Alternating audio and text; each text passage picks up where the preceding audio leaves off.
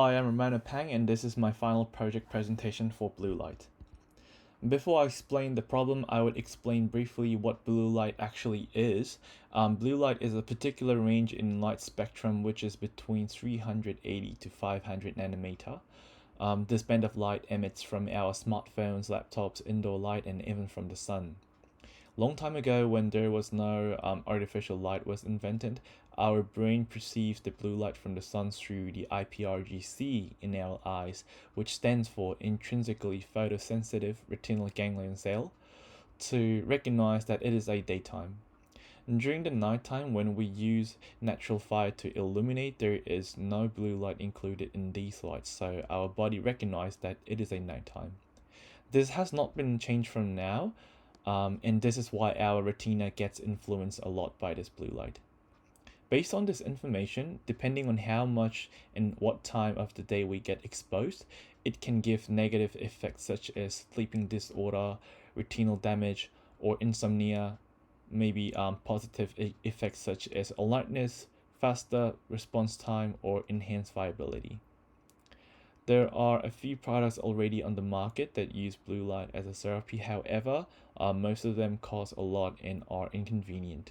And some of those products are too bright, which lowers therapy outcomes as well. So this project has been started from setting up with the main how might we statement, which was how can we make a new form of blue light therapy? And to give a better direction to this statement, two research questions has been set up. The exposure amount and time of blue light are crucial to finding the optimal level that blue light can work as a therapy.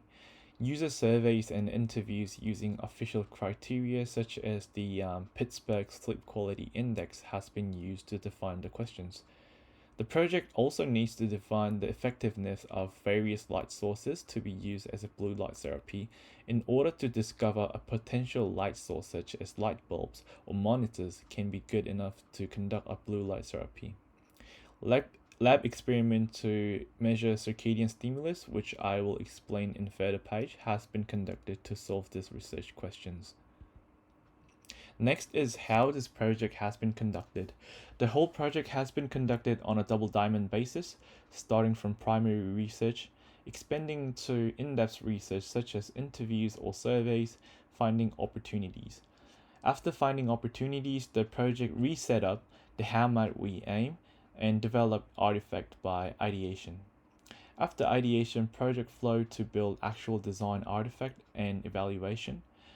Each of those steps requires a certain interview or experiment, so I selected participatory action research in interviews and surveys, which starts from plan, act, observe, and reflect as my methodology. To break down this is my project flow graph. I divided the types of research in two different categories.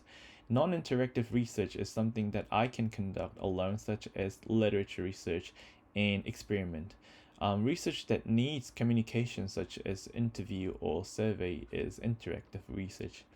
Each of the research has been take turns while the project was continuing.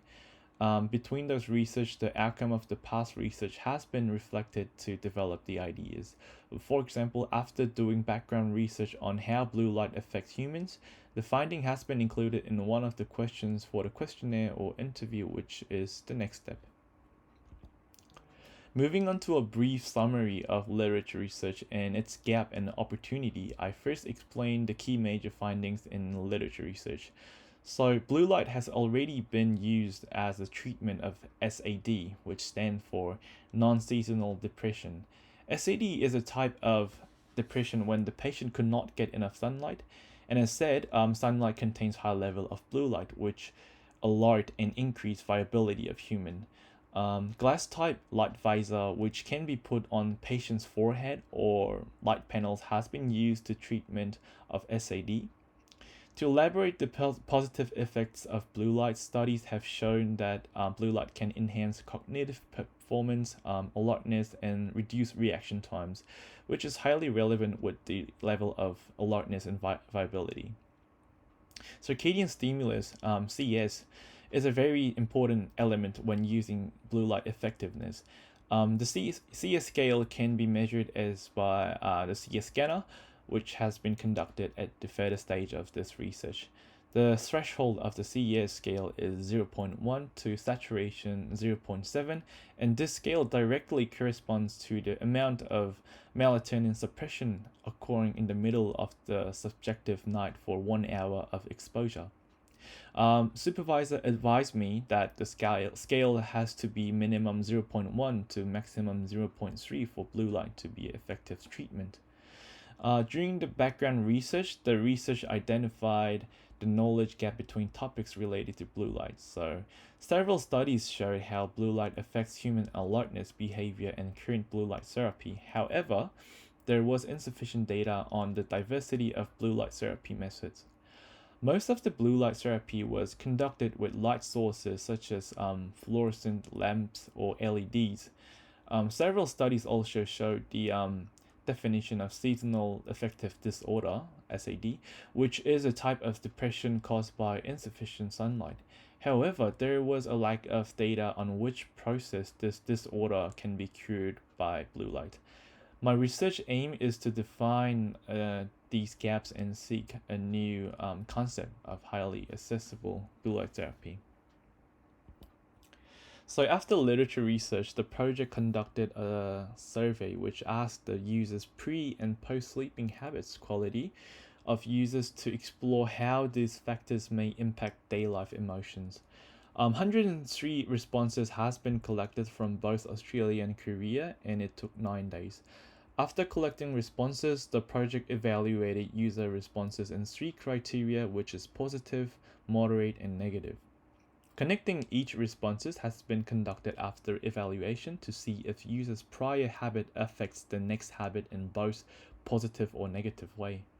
Through the survey, it showed that no matter of age of their occupation, the response showed a consistent consequence in before, during, and after sleep in both positive and negative way. After questionnaire, the project next recruited 10 users who showed notable responses through survey and requested a in-depth interview. The interview was aimed to have an in-depth look into the user experience of current sleeping and alertness quality. The project recruited total 10 user, 4 user with positive habit and 6 user with negative habit for comparison. After interview, I collected their insights and created a affinity diagram. What is notable from the interview is that participants who showed the positive habits maintained their fixed day routine, also getting enough sunlight during the daytime and less blue light during the night, with well-defined wake up and sleeping time. In comparison, participants with negative habits showed a unhealthy day and night habit because of various reasons such as work. Majority of participants show that they get insufficient sunlight during the day but excessive amount of blue light during the night, especially right before when they go to bed. Also, participants showed a regular routine. These are the insights of the user research. First, quality of sleep determines their quality after they wake up, and this quality of sleep can be severely affected by the exposure of blue light before they go to bed. And these habits are highly relative to next sequence, like a domino effect. So people with less sunlight have more difficulty and less satisfaction before and after the sleep. However, even if some people who cannot get enough sunlight, people who have a good habit have a higher satisfaction. So from these research, I could find some key points of user problems and needs. First thing is that user need a right light on right time. So this means that people should get enough amount of blue light during the day to stay alert, but cutting down blue light during the night to get a quality sleep. Participants showed stress and exhausted feeling due to their bad cycle, which they responses highly alert during the night but sleepy during the day, which is opposite. Also, people with severe symptoms show too much time spending to fully wake up. Most of the participant knows their issue, however, they do not exactly know how to fix this. So based on all these insights, the project aim has been set more detailed, which is how might we use blue light from the accessible light sources in our life, such as monitors, to help indoor workers alertness for setting regular cycle. Based on this research, the project next conducted an in-lab experiment to measure CS scale. The method of this experiment is to evaluate CS scale from various monitors with the scanner. The scanner was placed at the same height and distance of eye. The object to scan CS scale was a set white, red, green, blue video, which was made before experiment to compare the effectiveness of different hue of light. The experiment has been conducted in 3 different sizes of display, which from 16 to 82 inch, to compare the effectiveness based on the display size. The finding was interesting, which the smaller size of the monitor, such as 16 and 27 inch, was optimal to be used as a blue light therapy. Also, white light showed a higher CS value, which means more effective treatment than blue light. Based on CS scale, 20 minutes of exposure of monitor light can give a significant treatment to user. So at this stage, the final project aim has been solidified. The monitor display can be used as a blue light treatment, and creating short tasks that user can do through monitor can promote user to receive enough amount of blue light during the day. So next was ideation. Since the aim has been solidified, I focused on interactive 3-dimensional game that user can feel both relaxing and alerting. Through short interview with participants, the project set up a short flight game that user can control a character to go through obstacles to the endpoint. And this is the final outcome, which named Wyvern, the flight. The demo of the game is less than 5 minutes, however, the game would last longer than 20 minutes. So the user could control the dragon from the starting point to the end by passing through checkpoints and obstacles. And here is the demo video.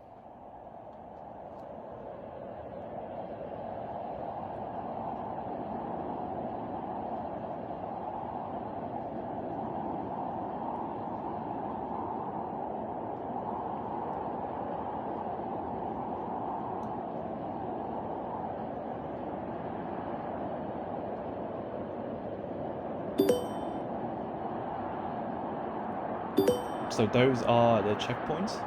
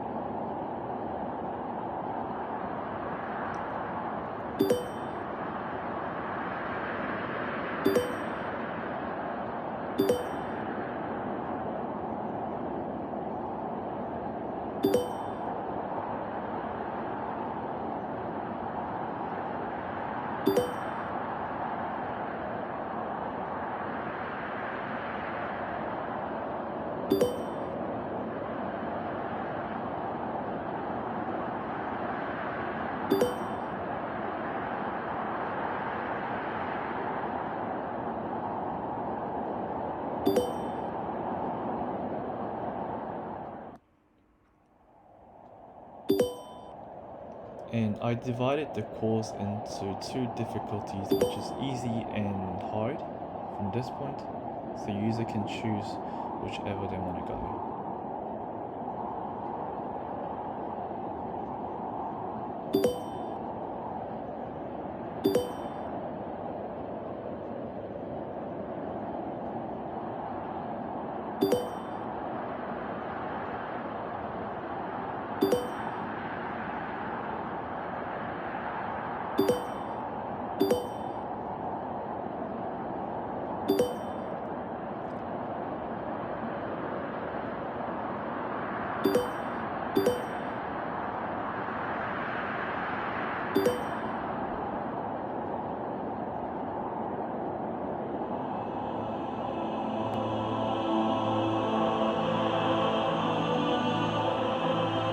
And that's the end point of the game.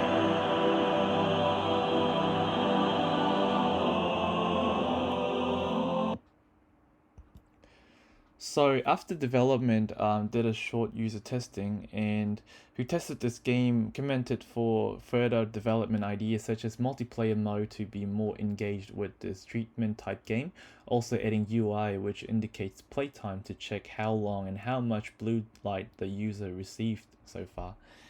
And last but not least, the user also commented to add motion capture mode in the future development so that the user can exercise while controlling a dragon to maximize alertness and viability by playing the game. And yep, that's the end of the presentation. Thank you so much for listening.